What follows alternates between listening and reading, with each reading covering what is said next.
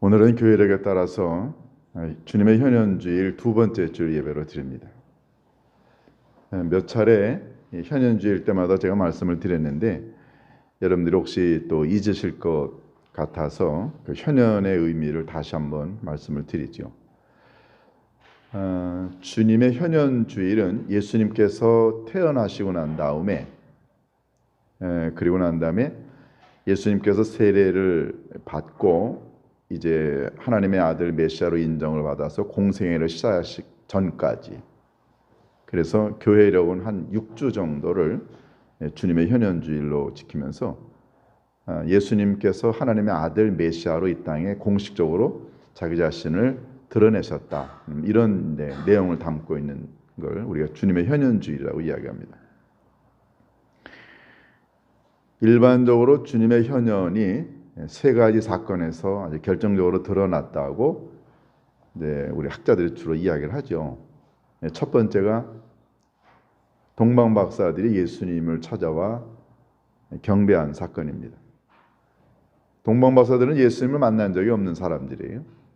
근데 그들이 별을 연구하다가 그 이상한 별, 그러니까는 그 별의 주인공이 이 세상을 구원할 하나님의 아들 메시아라고 하는 사실을 깨닫고, 그리고 그 별의 주인공이 만왕의 왕이라는 사실을 깨닫고 그들이 예수님을 찾아와 무릎을 꿇고 경배하고 가장 값진 선물을 드림으로 세상에 있는 많은 사람들이 예수님이 하나님의 아들 왕이라고 하는 걸 드러냈습니다.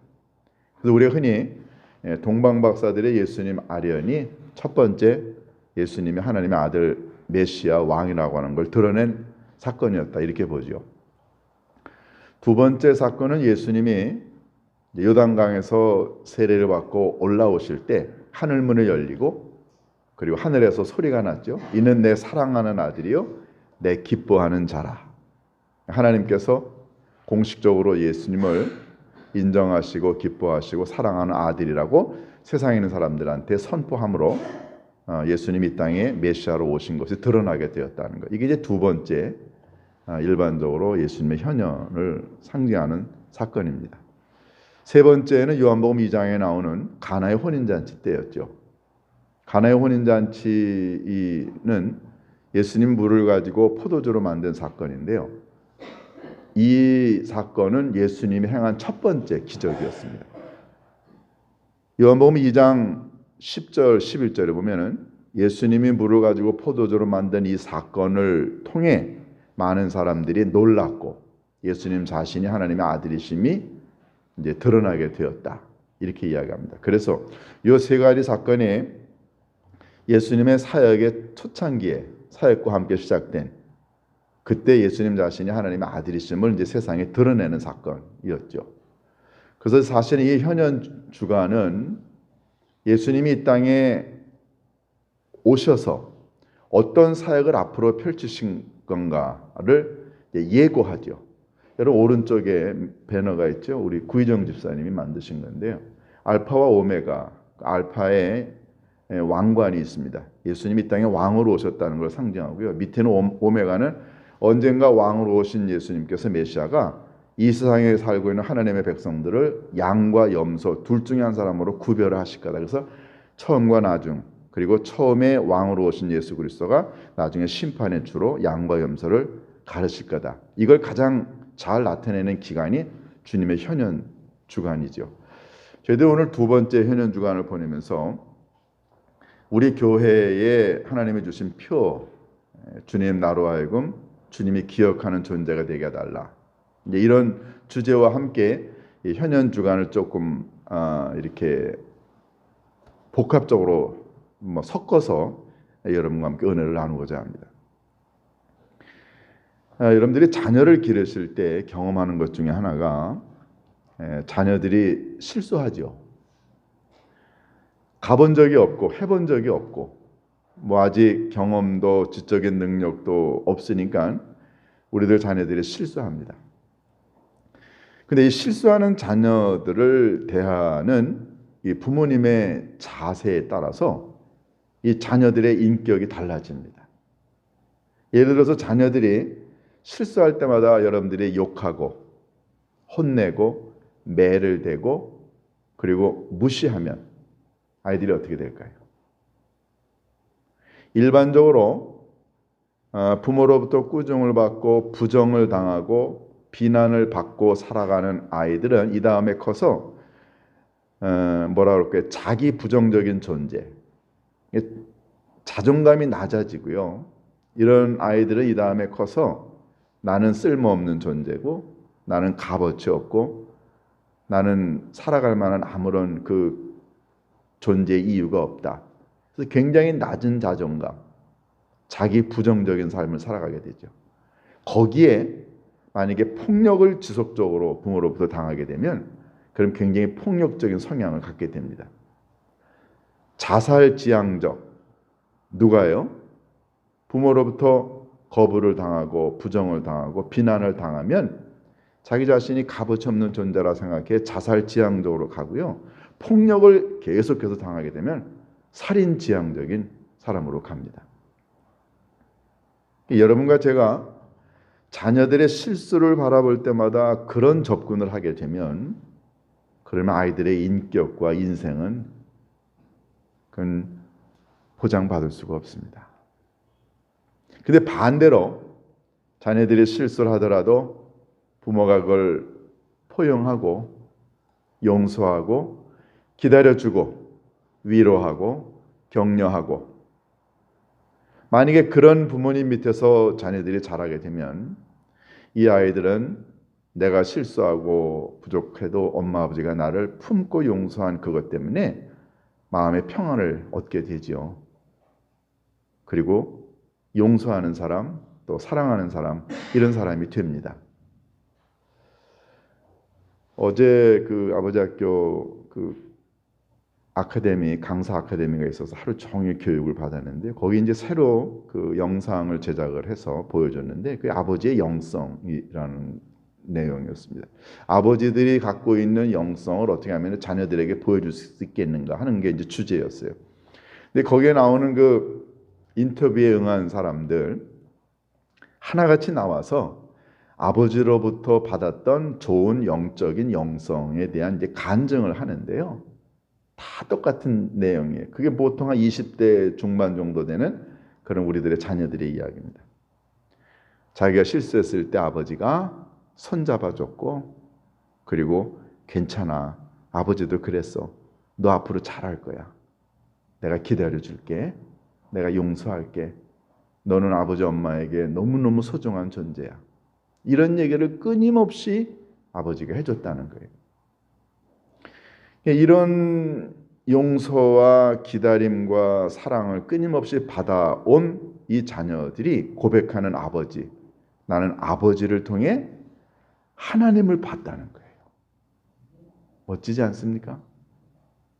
아버지를 통해 하나님이 어떤 분이신가를 깨닫게 되었다. 그러니까 아버지가 갖고 있는 영성이 자녀로 하여금 하나님이 누군가를 알게 되었다는 거죠. 어제 그 비디오를 보면서요. 저도 뭐 아이를 셋을 기르는 사람의 입장에서 돌아오는 차 안에서 내내 스스로 물었습니다. 만약에 제가 우리 유진이나 희진이나 현진이한테 물었을 때 다른 사람들이 우리 아이들하고 인터뷰했을 때 아버지를 통해서 하나님을 봤냐? 그러면 우리 아이들은 뭐라고 대답할까? 이게 숙제였어요. 오늘 저녁에 한번 가서 물어봐야 될 것 같아요. 근데 여러분 보세요. 우리 아버지가 어머니가 자녀들에게 갖고 있는 여러 가지 그 반응들은 뭘 상징하나요? 그것은 우리가 경험한 하나님의 모습 아닌가요? 그런 의미에서 우리 영혼의 아버지 하나님께서 여러분과 제가 실수하고 못났고 죄짓고 그리고 반항하고 더럽고 추할 때마다 하나님이 여러분과 저를 어떻게 대하셨나요? 만약에 우리의 아버지들이 우리가 실수하고 잘못할 때마다 매를 들고 욕하고 때리고 부정하고 부인하고 비난하고 했다고 한다면 우리 어떻게 됐을까요? 여러분과 제가 우리가 실수했을 때마다 하나님이 우리를 어떻게 대하셨나요? 때로는 매를 드리기도 하셨어요.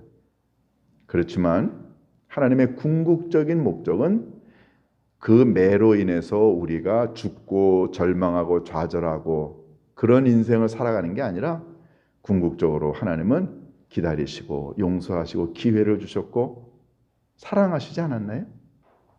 그것 때문에 여러분과 제가 지금 여기까지 존재하는 거 아닌가요?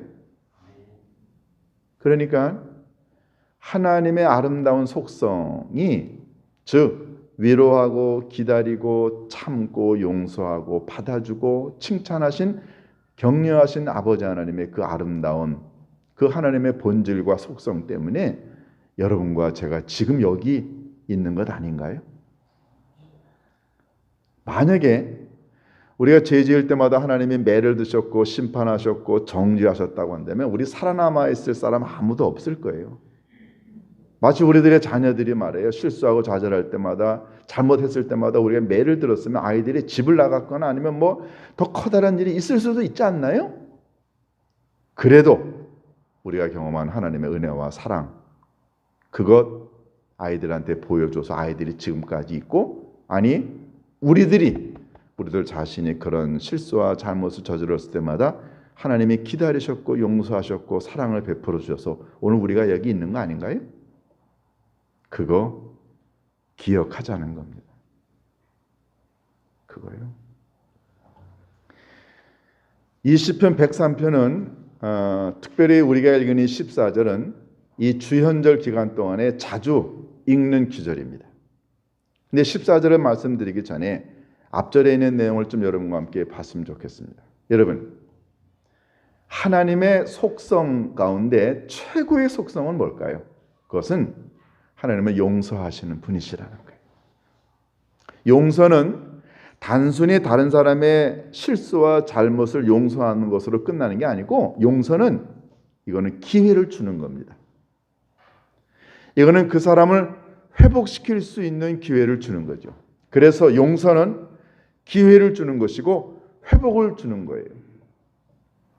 하나님이 여러분과 저를 용서하셨고 참으셨고 사랑하셨기 때문에 우리에게 회복의 기회가 있었다는 거죠. 그래서 여기까지 오지 않았나요? 여러분과 제가 정말로 기억해야 될 가장 중요한 것, 예수님이 이 땅에 오셔서 그렇게 하시고 싶으셨고 전달하고 싶으셨던 그 하나님의 속성, 그것은 하나님은 우리가 지은 죄과 죄로 묻지 아니하시고 용서하시고 덮어주시고 사랑하시고 기다려 주셨다는 거죠. 만약에 아버지이고 어머니인 우리가 하나님으로부터 그런 은혜와 용서와 기다림과 사랑을 받고 경험했으면 우리가 그걸 자녀들에게 줄 수 있죠. 근데 왜 못 주나요? 그것은 우리가 하나님으로부터 받은 그것을 믿지 못하거나 기억하지 못하기 때문에 그렇습니다. 정말로 하나님의 은혜와 사랑과 용서를 기억하는 사람은요, 그 사람은 끊임없이 누군가에게 자기가 하나님으로부터 받은 바 은혜와 사랑을, 용서를 남들에게 전합니다. 그렇죠? 어떤 사람이 엄청난 빚을 졌어요. 그래서 그 주인이 그 사람을 불렀습니다. 너 내게 빚진 것 있지? 내가 가만히 보니까 네가 갚을 능력이 없구나. 내가 탕감해 줄게. 탕감을 받았어요. 그 어마어마한 돈을 탕감받은 이 사람이 나오다가 자기에게 쥐꼬리만큼 돈 빌리고 갚지 않은 사람을 봅니다. 멱살을 붙들고, 야 이놈아, 너 왜 나한테 안 갚아? 그가 쥐꼬리만한 것을 갚지 않은 사람에게 행하는 그 불의한 일을 보고 이 어마어마한 돈을 탕감해 준 그 집의 종이 그걸 보고선 주인한테 이야기합니다. 주인님, 아니 주인님이 그 사람에게 어마어마한 돈을 빚진 거 탕감해 주지 않았나요? 근데 어떻게 그 사람은 쥐꼬리만큼 빌린 그 사람 용서하지 못하고 멱살을 잡고 저러나요? 중요한 단어가 뭔가요? 그는 왜 자기 자신이 어마어마한 돈을 빚진 걸 탕감받았음에도 불구하고 왜 쥐꼬리만큼 빌린 사람을 용서하지 못할까요? 그것은 자기가 주인으로부터 어마어마한 빚을 탕감받은 사실을 잊어버렸기 때문에 그렇습니다. 만약에 그가 그걸 기억하고 있었다고 한다면 그러면 자기에게 찌꺼리만큼 빚진 사람을 그렇게 대할 수가 없죠. 중요한 건 여러분과 제가 이 땅에 살아가는 동안에 하나님이 우리를 향하여 베풀어 주신 은혜와 사랑을 잊지 말자는 거죠. 이걸 끊임없이 기억하면, 그래서 오늘날에 지금의 내가 있다라고 하는 걸 믿으면 우리 세상에 있는 모든 사람들에게 관용과 은혜와 사랑과 용서를 베풀 수 있지 않을까요? 이걸 여러분과 제가 첫 번째 기억하자는 겁니다. 그게 8절, 9절, 10절, 11절에 나옵니다. 하나님은 우리를 경책지 아니하시고 노로 영혼을 품지 아니하시고 긍휼이 많으시고 노하기를 더디하시고, 계속해서 똑같은 얘기를 반복합니다. 그건 뭡니까? 잊지 말자는 거죠. 하나님이 여러분과 저를 얼마나 사랑하시고 참고 기다리시고 용서하셨는가를 기억하자는 거죠. 그런데 하나님이 우리에게 베푸신 은혜와 사랑을 기억하는 것도 중요하지만 우리들 자신이 얼마나 형편없는 존재인가를 기억하는 것도 중요합니다. 오늘 여러분들이 보신 이 Remind Me Dear Lord라고 하는 이 노래, 우리말로 하면은 주님 나로 하여금 기억하게 하소서라는 얘기죠. 이 가사의 내용은 주로 이렇습니다. 내가 사랑하는 것들, 내가 마음을 다해서 붙든 모든 것들, 이것은 내게 아니고 내가 예수님으로부터 빌려온 것, 내 것이라고는 전혀 아무것도 없습니다. 이런 내용이에요. 그러면서 하는 말이, 내가 갖고 있고 내가 붙들고 이 모든 것들은 예수님이 나의 삶을 밝게 하시려고 내게 사용하도록 허락하셨을 뿐이고 난 아무것도 내가 가지고 있는 게 내게 아니라는 거예요. 주님 나로 하여금 이 사실을 기억하게 하옵소서. 여러분에게 재능이 조금 있나요? 여러분에게 재산이 조금 있나요? 여러분에게 어떤 남들이 갖고 있지 않은 지식이 있나요? 어디서 왔나요? 그거 여러분께 아니고 제게 아니고요. 주님이 우리들의 삶을 밝히라고 우리들에게 잠시 빌려줬을 뿐이라는 거죠. 우리께 원래 없었다는 겁니다. 이 노래의 가사는 이렇게 계속해서 흘러갑니다. 주님께서 나를 어디로 인도하셨고, 그리고 내가 지금 어디에 있는지를, 내가 얼마나 연약한 존재인가를 내가 잘 잊어왔는데 나로 하여금 그걸 기억하게 하옵소서. 지금 여러분과 제가 어디에 있나요? 뭘 이루었나요? 뭘 소유하고 있나? 이게 어디서부터 왔나요? 나는 너무너무 연약한 인간이기 때문에 잊을 수 있지만 아버지 하나님, 나로 하여금 내가 있는 곳, 내가 소유한 모든 것들이 주님으로부터 온 것이라는 사실을 잊지 않게 하옵소서. 그러면서 또 이렇게 얘기합니다. 나는 하나님의 독생자 아들을 받을 자격이 없고 나는 주님의 손에 상처를 받을 만한 자격이 없습니다. 그런데도 주님은 나를 위하여 십자가의 길을 선택하셨습니다. 왜? 주님께서 나를 사랑하는지 이해할 수 없습니다. 주님 나로 하여금 이 주님의 은혜와 사랑을 잊지 않고 기억하게 하옵소서.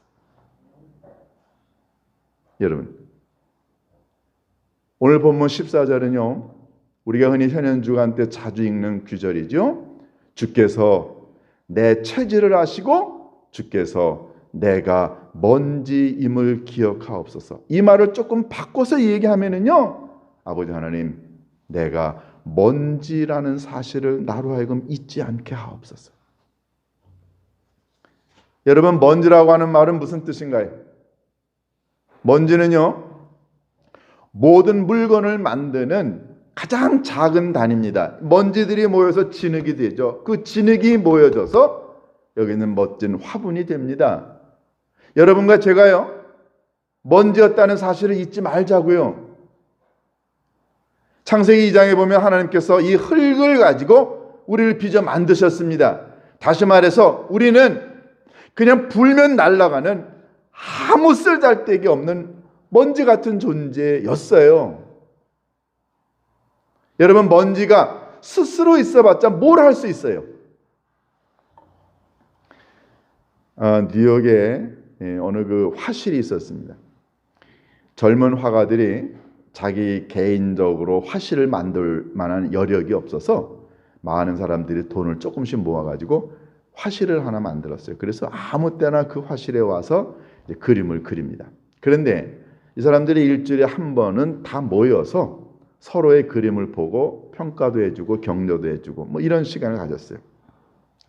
월요일 날 오후에 그런 모임을 갔는데 어느 날 사람들이 월요일 날 모여서 이제 화실에 이렇게 문을 열고 들어가서 보니까 화실 가운데 커다란 그림이 하나 있는데 이 누가 그렸는지 모르겠어요. 왜냐하면 그림이 너무너무 볼품이 없어요. 뉴욕 맨하탄의 그 멋진 야경 같은 걸 그리려고 했었던 것 같아요. 근데 뭐 보니까 뭐 엉망입니다. 완성되지 않은 그림이에요. 조금 있다가 그 뉴욕 맨하탄에 있는 아주 유명한 화가가 이제 그 안으로 들어왔어요. 이 사람들이 다 놀랬죠. 와, 저분 그분 아니야? 그 화가가 와서 이야기합니다. 예, 이 그림은 제가 며칠 전에 와서 잠깐 그리다가 만 겁니다. 자, 여러분들 뭘 보세요?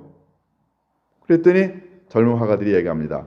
글쎄요, 이게 뭐 그림 같지도 않고 좀 구도가 좀 엉성하고 좀 그러네요. 실제로 그랬어요.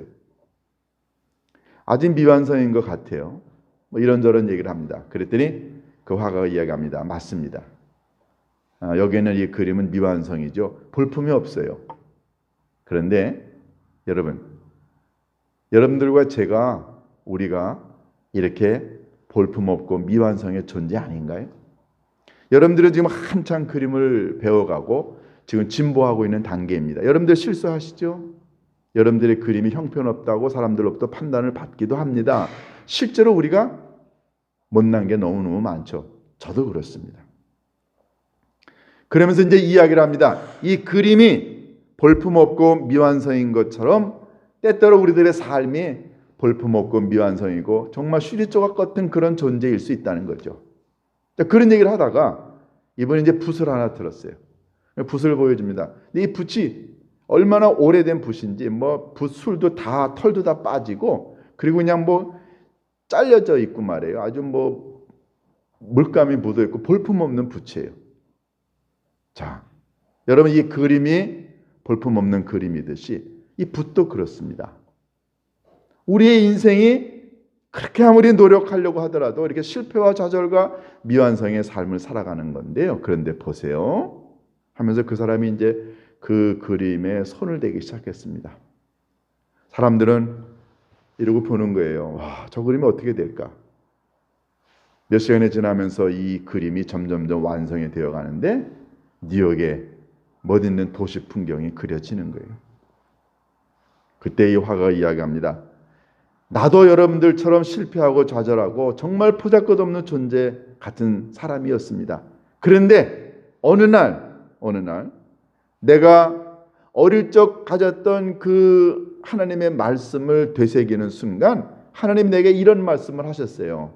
너는 먼지 같고 진흙 같고 보잘것없는 존재지만 내가 너를 빚어 만들겠노라. 그 하나님의 말씀을 기억하는 순간 나라고 하는 존재는 먼지처럼 진흙처럼 보잘것없는 존재지만 나 스스로 있으면 아무것도 내가 작품으로 만들어질 수 없지만 내가 하나님의 손에 들린 바 되면 하나님이 나를 멋진 존재로 만드는 수 있다는 사실을 그때 깨달았습니다. 여러분 보세요. 제가 그렸지만 사실은 제가 그린 게 아니고 제 안에 계신 아버지 하나님이 이 작품을 완성하셨습니다. 여러분의 연약함과 보잘것없음, 여러분이 지금 생각하기에 진흙 같고 먼지 같고 보잘것없는 존재지만 아버지 하나님이 여러분의 인생에 여러분의 영혼 속에 들어가 여러분을 만지시면 하나님이 빚으시면 여러분은 위대한 멋진 작품이 될 수 있습니다. 이런 간증을 하는 거였어요. 그렇죠, 여러분. 여러분과 저는요, 아버지 하나님이 만져주시지 않으면 빚지 않으시면 우리는 그냥 먼지일 뿐입니다. 우리는 그냥 진흙일 뿐이에요. 먼지와 진흙이 뭘 할 수 있나요? 근데 이 먼지와 진흙이 도공이신 주인 되시는 아버지 하나님의 손에 들린 바 되게 되면 하나님은 멋진 작품을 만드십니다. 왜냐하면 하나님은 마스터시기 때문에 그렇습니다. 하나님은 창조자세요. 하나님은 여러분과 저의 체질을 아십니다. 우리의 연약함을 알고요, 우리의 부족한 인격을 알고 우리의 모난 성향을 아십니다. 그렇기 때문에 때때로 하나님은 우리에게 채찍을 가하시기도 하시지만, 그러나 궁극적으로 하나님이 가하시는 채찍의 목적은 우리를 멸망시키기 위한 게 아니라 우리를 다듬어 멋진 작품이 되게 하시려고 하시는 거죠. 여러분과 제가 살면서 매일 아버지 하나님, 나로 하여금 내가 먼지임을 깨닫게 하옵소서. 내가 먼지라고 하는 사실을, 내가 진흙이라고 하는 사실을 인정하면 할수록 주님은 우리를 주님이 원하시는 방향대로, 방법대로 멋지게 만드시지만, 내가 먼지고 내가 진흙이라고 하는 사실을 인정하지 않으면 그 교만함 가지고 아버지 하나님은 우리를 절대 만드시지 않습니다.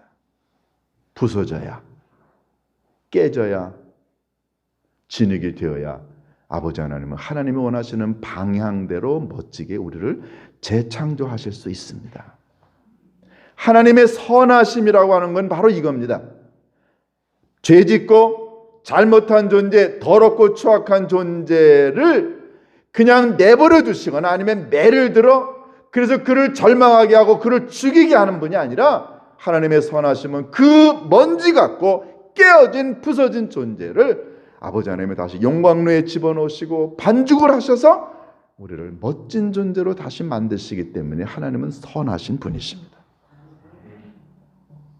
우리가 먼지임을, 내가 진흙임을 기억하면 하나님은 우리를 하나님이 원하시는 방향대로 멋지게 만드실 줄로 믿습니다. 올 한 해 하나님, 나로 하여금 기억하게 하옵소서. 나 스스로는 절대로 내가 멋진 작품이 될 수 없지만, 내가 먼지임을, 내가 내 체질을 너무너무 잘 알고 내가 얼마나 부족한 존재인가를 고백하게 되면 그때 비로소 주님이 나를 빚어 만든다는 사실을 깨닫게 하옵소서. 올해 여러분과 제가 끊임없이 먼지고 진흙이라고 하는 사실을 고백해서 주님이 원하시는 방향대로 멋지게 우리를 빚어달라고, 우리를 작품으로 만들어달라고 아버지 하나님께 우리들 자신을 드릴 수 있는 우리 모두가 될 수 있기를 주님의 이름으로 축원합니다. 기도하십니다. 고마우신 아버지 하나님, 때때로 저희들은 살면서 우리들 자신이 뭘 할 수 있고 소유하고 있고 우리가 누리고 있는 이 지위가 우리들 자신의 노력으로부터 왔다고 교만해합니다. 아버지 하나님, 올 한 해 저희들에게 주신 귀한 교회의 표, 주님 앞에 기억되는 존재가 되게 해달라는 저희들의 이 표처럼 아버지 하나님, 저희들이 이 땅에 살아가는 동안에 저희들 자신이 진흙처럼 먼지처럼 보잘것없는 존재임을 기억할 때 주님이 우리들의 믿음을 기억하실 줄로 믿습니다. 주님, 우리들 자신의 능력으로는 아무것도 할 수 없음을 고백하게 하옵시고, 나는 먼지요 나는 진흙임을 고백해 아버지 하나님이 원하시는 방향대로 주님의 뜻대로 우리들 자신을 내어드릴 때 주님이 우리를 멋지게 작품으로 만드는 사실을 깨닫게 인도하여 주옵소서. 우리 주 예수 그리스도의 이름으로 기도하옵나이다. 아멘.